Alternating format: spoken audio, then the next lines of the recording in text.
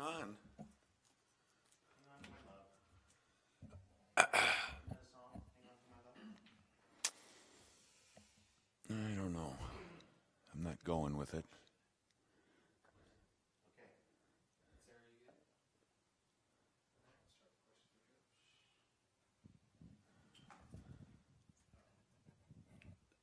It's senior day coming up here. You have one senior, a guy who's been with you for a long time. Just what has Mark meant to you in this program for the last 4 years? Yeah, no, Mark's awesome. He's an awesome kid. He's worked tremendously hard. I feel for him too. He really started making some progress, I thought, over the summer and playing with some confidence, his ability to hit some three-point shots, and brings a level of physicality to our team. And then he suffered probably what was the worst ankle sprain I've witnessed since I've been here, just before we started practice, and missed a lot of the season, then came back and got a concussion. And so it hasn't gone as planned, but terrific student, terrific teammate, stands for a lot of what we talk about with our basketball program, and we're going to try to celebrate for him Saturday and send him out on a high note when we head to Vegas. He wasn't like a star in high school. Can you just talk about how you got him on your team in the first place, and just what he's meant to your team just as a practice player mostly? Yeah, well, he's always there's never any question where Mark's heart is. He's always dialed in and provides a spark for our guys. He came to a camp, summer camp, just before joining us here, and his size, and he was really enamored with our school, and one of the few engineering majors, which isn't an easy field to tackle, and he's been a stellar student, and stood for everything that we believe in around here. And I think he's a great teammate to our guys, and he's been through an awful lot. Some of the adversity with his injuries and stuff. I hope people can take a look at how much he sacrificed, and he still does a lot of things with a smile on his face. And just ran into him this morning over with Trevor. He and Trevor have obviously become a lot closer than most student athletes, but Trevor's 51st birthday today, by the way, so we'll celebrate that, and Mark's senior day, and we'll just again try to send him off on a positive note. The fact that you have only one senior obviously indicates that this team is very young, and they have a lot of time left here. As we head towards the end of the regular season, what's it been like for you as a head coach to try to mold and coach and teach so much youth at the same time? Well, I mean, every season always has a different storyline,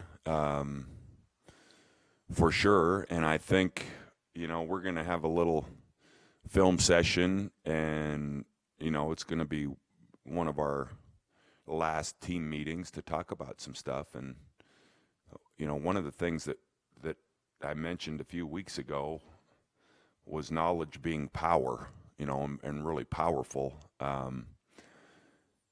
And I think we know a lot of stuff at this point. It's just it's not being done, and that's kind of where we're at. We're at that point where we can only watch so much more film, can only practice and try to get tougher here in the next week.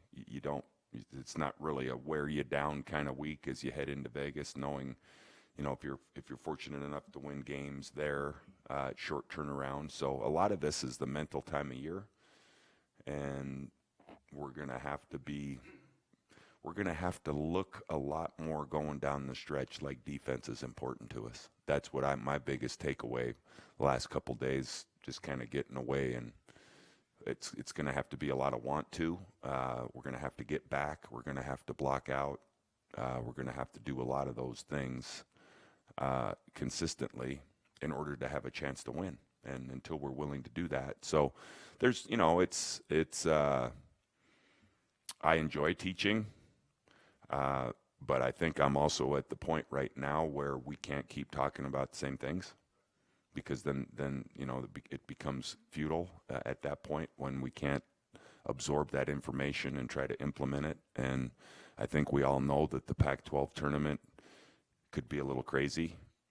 There's a lot of teams that are rolling.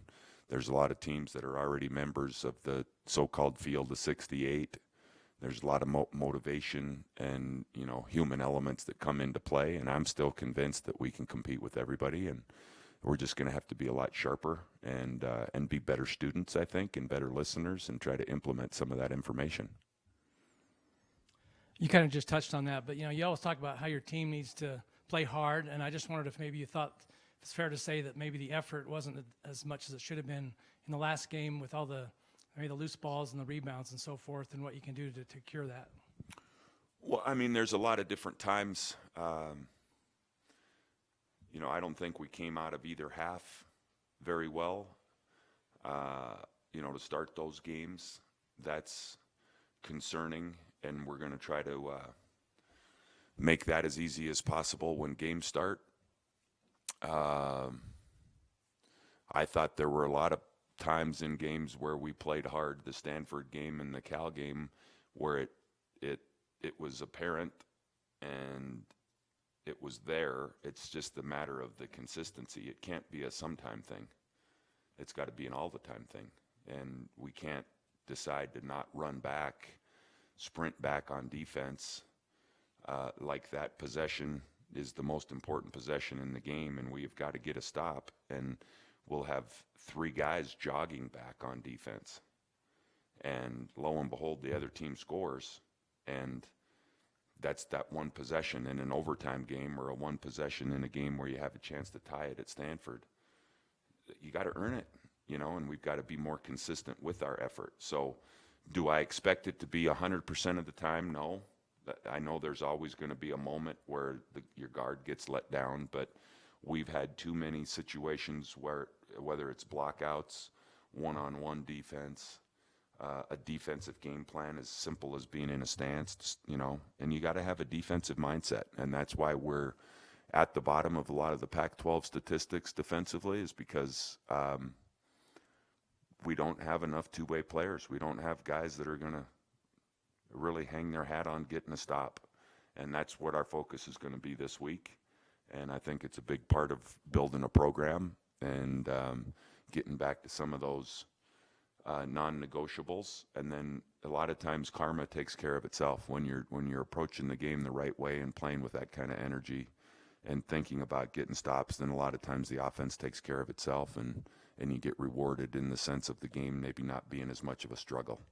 So that's what I'm going to challenge our guys to do here with the remaining days of our season, is to take a little pride in defense. And there's going to be a real simple offensive plan, and let's see what we can do.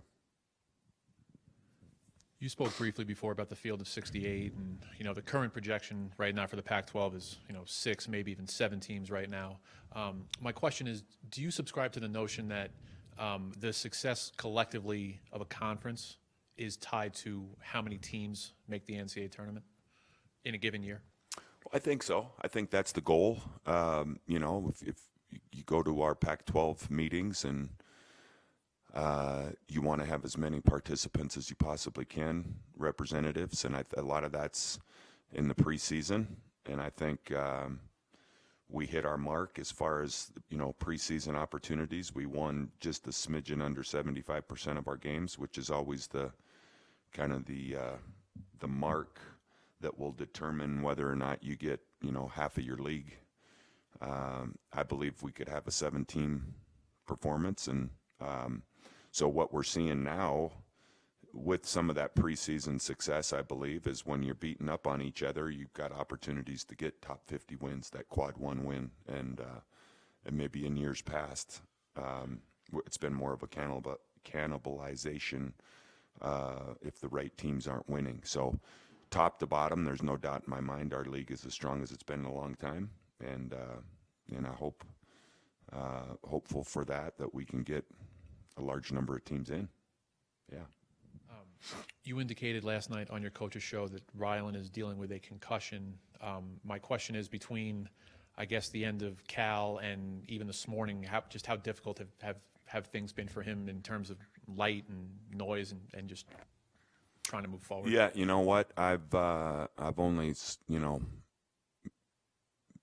been speaking with his dad and our trainer, and haven't had an opportunity to visit with Rylan. So it's there's more testing that's taking place. So anytime you're dealing with the old noggin, it's dangerous stuff, and some sensitivity to light and noise, and even the academic side of things where you're put in a position to focus and things like that. So his health's the primary thing that's important to us, and it's certainly not a situation that's positive.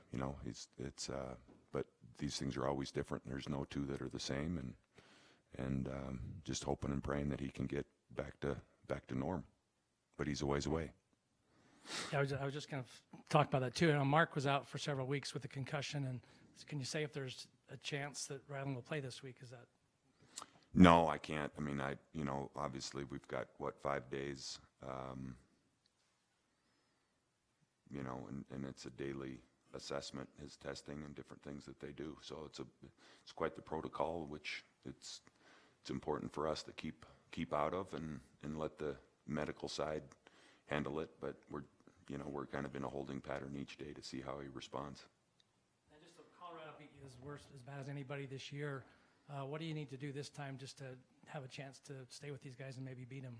Well, it was definitely a physical matchup. We weren't prepared from a physical point of view. I think at just about every position.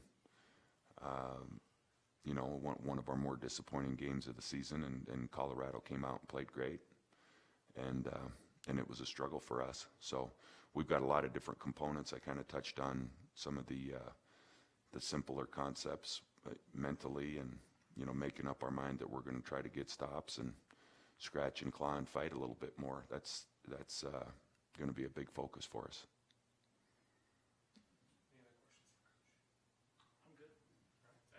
Okay. Yep. Thank you, guys.